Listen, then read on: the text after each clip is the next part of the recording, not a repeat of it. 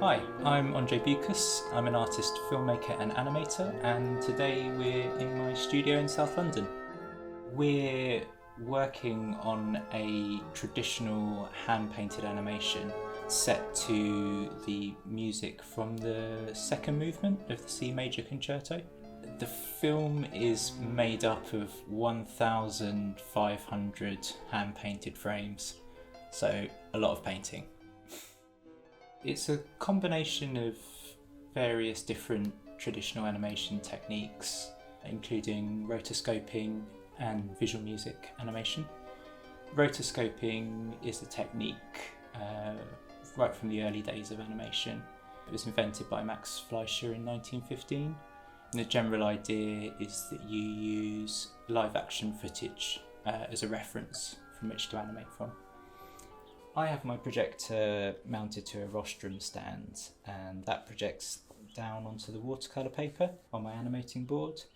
And this technique allowed us to incorporate sequences of the pianist playing the piece in synchronisation with the music.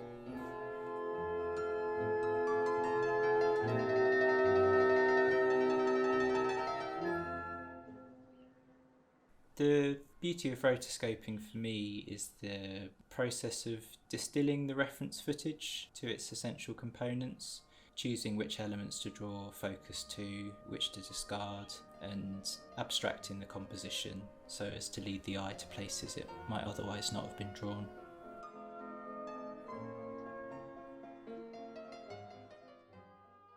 Abstraction is a bit of a theme of the animation. One of the visual influences in the film is this Paul Klee painting, which is used on the album cover. Paul Klee, obviously one of the pioneers of abstract painting.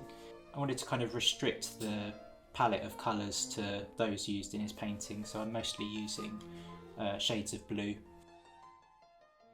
The idea is to build up the palette and develop the style as the animation progresses, culminating in the final scene being painted in a way that would be a direct homage to Klee's painting.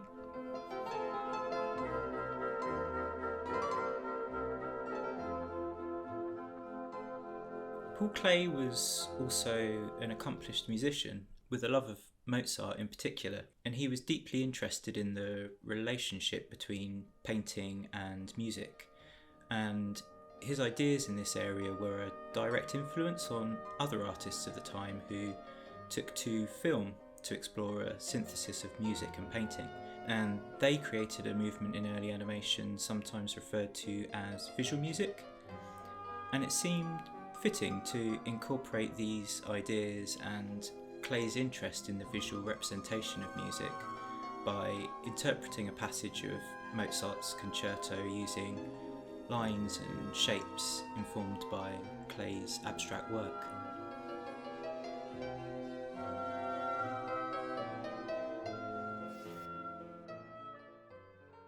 So everything just starts with paint and paper. I use small sheets of A5 watercolour paper for the frames, and they're hole punched at the top so that they fit securely into place on the peg bar.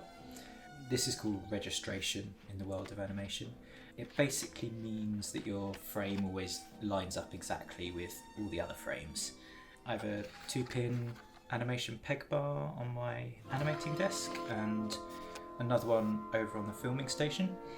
And this just keeps all the frames in registration, either when painting or filming.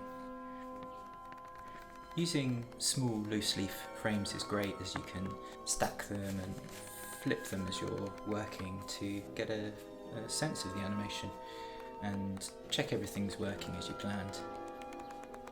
Once the frames are painted, they move over to the drying table, where I usually let them dry overnight.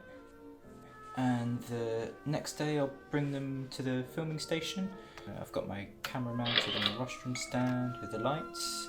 The frames then go down one by one onto the peg bar, where they're photographed in a sequence in the stop motion software.